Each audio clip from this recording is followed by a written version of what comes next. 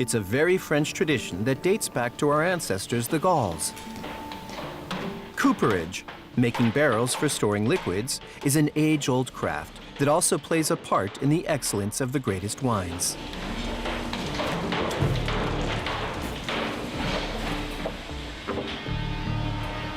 And like winemaking, part of the process is natural and requires a lot of time, sometimes centuries.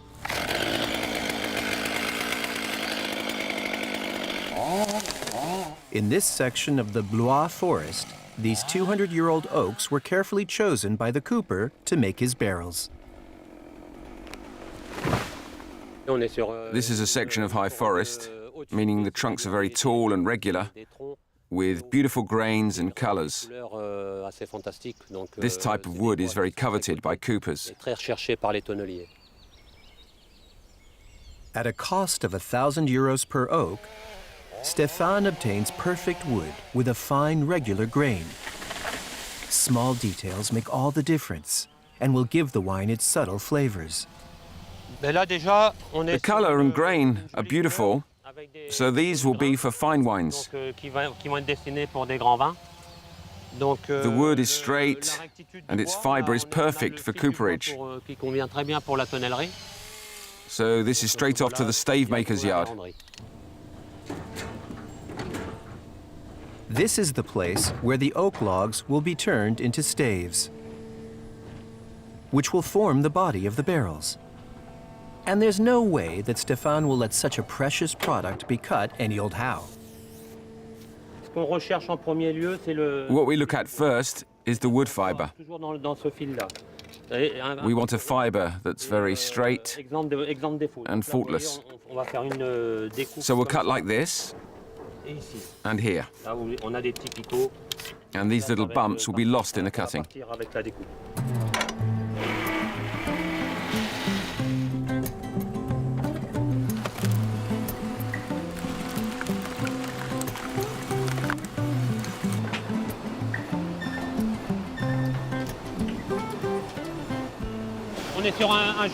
Beautiful wood, but we lose a lot of it, so a millimeter of wood ends up being very expensive. Here's what's left of a 30-meter tall oak tree.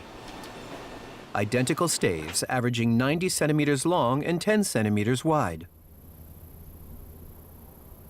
Only the most beautiful, faultless planks will be turned into barrel staves, but not until at least 3 years from now. We call it seasoning. It has to be washed by the rain and dried by the sun to remove the tannin and the taste of sap, so it doesn't get into the wine. Once the wood is seasoned, the barrel can finally be made. Stéphane's brother Manuel starts by hooping the 30 staves. This stage is called raising.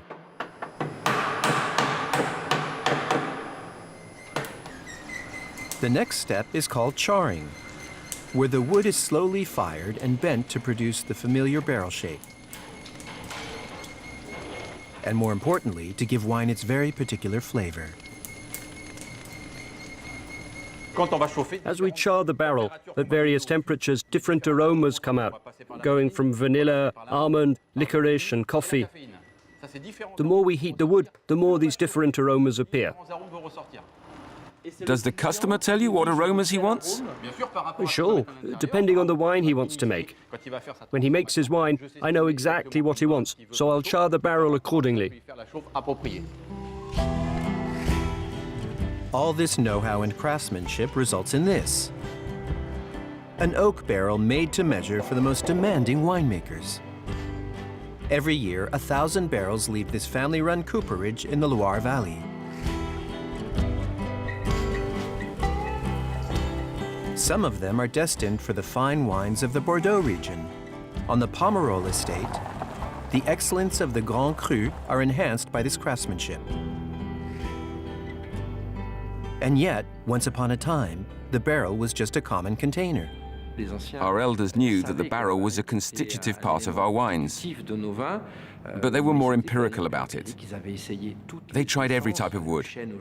Today, oak accounts for 99% of barrels, But every type of wood was tried, along with different shapes and sizes, until we reached this 225-litre oak cask, which is the very best for our fine wines of Bordeaux.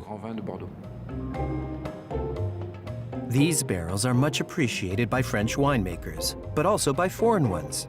Every year, 70% of French barrels are destined for export, mainly to the United States, Spain, and Australia. Craftwork with a wealth of 2,000 years of know-how, serving the finest wines in the world.